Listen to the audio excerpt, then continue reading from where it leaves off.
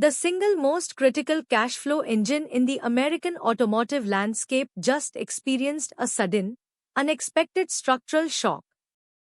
While institutional allocators were tracking consumer credit health, Ford Motor Company registered a sharp 10.3% decline in second quarter sales. This wasn't a slow deterioration in brand loyalty or consumer demand. Instead, a critical supplier disruption crippled F-Series production, while the broader retail market hit a structural wall in electric vehicle demand. That dual shock has sent waves through the industrial sector, forcing a massive reassessment of automotive capital allocation. But to understand why this supplier bottleneck is a systemic issue, we have to look at the structural core of Ford's business model.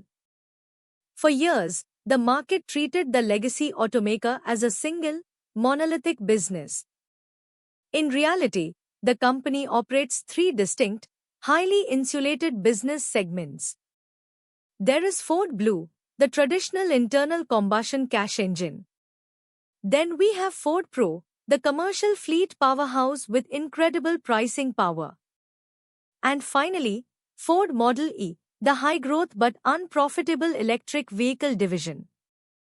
The highly profitable Blue and Pro divisions have long funded the costly EV transition. This segment separation matters because the commercial division represents an incredibly defensive moat. While retail buyers hesitate over interest rates, commercial buyers view vehicle fleets as essential capital expenditure. This business segment operates on long-term contracts, service software subscriptions, and highly predictable replacement cycles. It represents the structural anchor of the entire enterprise, shielding the parent company from typical consumer cyclicality. Yet, even the strongest commercial moat is highly vulnerable when the underlying assembly lines are forced to stop. That leads us directly to the breakdown of this quarter's financial metrics. Here's what changed in the second quarter, and the numbers deserve close institutional scrutiny. Ford reported a 10.3% drop in overall sales, a decline driven heavily by its most profitable asset, the F-Series pickup line. A single-source supplier issue left thousands of trucks sitting incomplete, unable to ship to dealers. At the exact same time, pure electric vehicle sales slowed to a crawl, forcing massive inventory buildups. This is a double hit to revenue. You have lost high-margin combustion sales and a capital-intensive EV division unable to clear its stock.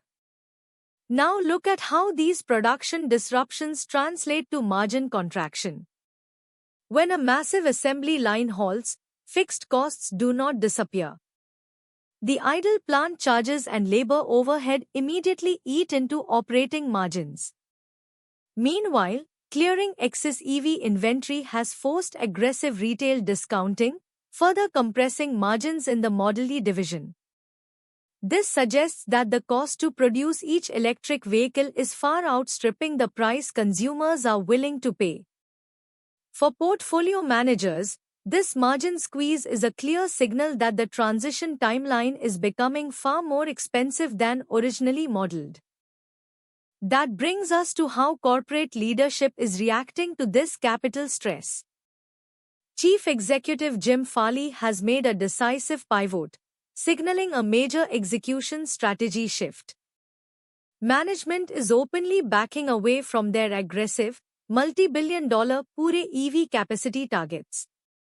Instead, they are rapidly shifting capital toward hybrid powertrains across the entire portfolio. This hybrid pivot allows the company to meet regulatory emission standards while offering consumers a lower-priced, more practical alternative. It's a pragmatic defense mechanism, but shifting capital allocation mid-cycle always introduces execution risk. The next signal comes from management's capital discipline and shareholder return strategy. Despite the supply disruption and the EV slowdown, leadership is fiercely defending its dividend structure and free cash flow conversion. They are choosing to postpone major battery plant investments, opting to preserve cash rather than build capacity into an oversupplied market. This capital preservation strategy is designed to reassure long-term institutional holders who rely on the stock's yield. However, delaying these long-term projects raises a critical question about where future structural growth will come from. To find that answer, we must zoom out and look at the broader macro reality. The entire automotive sector is hitting a massive affordability wall, driven by elevated interest rates and tightening consumer credit. Electric vehicles, which carry premium price tags, are bowed down by a combination of high financing costs and range anxiety. Consumers are actively looking for value, which is driving a major resurgence in hybrid vehicles. This macro trend shows that the consumer is not rejecting electrification entirely, but rather demanding a more practical and affordable bridge. This dynamic is reshaping the competitive landscape, and look at how rivals are positioning themselves. General Motors is also adjusting its electric vehicle targets, facing similar capital constraints and inventory buildups. Meanwhile, Tesla has initiated aggressive price cuts globally to defend its market share, putting intense pressure on legacy players' margins.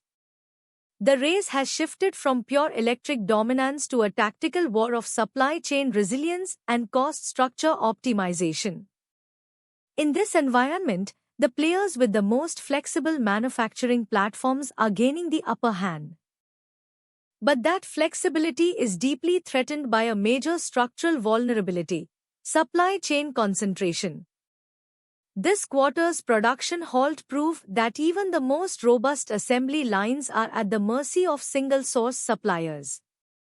Whether it is battery materials, semiconductor chips, or specialized structural components, a single point of failure can instantly freeze billions in capital. For Ford, this supplier disruption was a stark reminder that physical supply chains are far more fragile than digital ones. Rebuilding these networks with redundant suppliers takes years and adds significant structural cost. Beyond supplier concentration, we must analyze the structural cost pressures within the domestic manufacturing footprint. Recent labor agreements with the United Auto Workers have locked in significantly higher structural wages and benefits. These fixed costs are now permanent, meaning the company must maintain high capacity utilization to break even. If consumer demand continues to cool, or if further supply chain disruptions occur, these labor costs will exert continuous downward pressure on operating margins. This leaves very little margin for error in an increasingly volatile macroeconomic climate. That leads us directly to a forward-looking valuation reassessment. Institutional markets are currently pricing the company as a deep value asset, with a forward price-to-earnings multiple reflecting significant skepticism. The market is weighing the stable cash flows of the commercial segment against the massive structural losses of the electric division. If management can successfully execute the hybrid transition and stabilize the supply chain, the current valuation could represent a highly attractive entry point. However, if the EV division continues to burn cash, that low multiple is entirely justified. This brings us to our multi-year thesis. The transition away from pure-play internal combustion engines is not a straight line, but a complex, multi-decade transformation. We are moving from a period of hype and unconstrained capital spending to an era of capital discipline and operational reality. Ford's ability to cross this bridge depends entirely on using its profitable commercial and hybrid segments to fund the slow, expensive development of its next-generation platform. This is a story of survival and transformation, where the winners will be determined by efficiency, not just innovation. Let us look at the tactical outlook for this asset. From a risk management perspective, the stock is currently entering a trim consideration window for short-term managers who cannot tolerate near-term margin volatility. However, for long-term allocators, the asset is on a strict breakout watch. We are looking for stabilization in F-Series inventory levels, a clear reduction in Model E quarterly cash burn, and continued strength in commercial fleet pricing. These metrics will serve as the primary indicators that the structural headwinds are finally beginning to clear.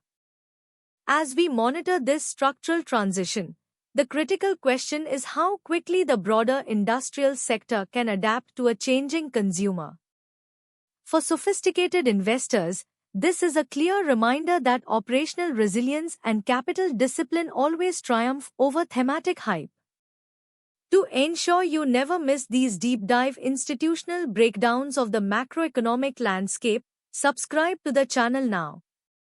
Join our community of professional allocators, turn on notifications, and share your perspective on the future of the automotive sector in the comments below.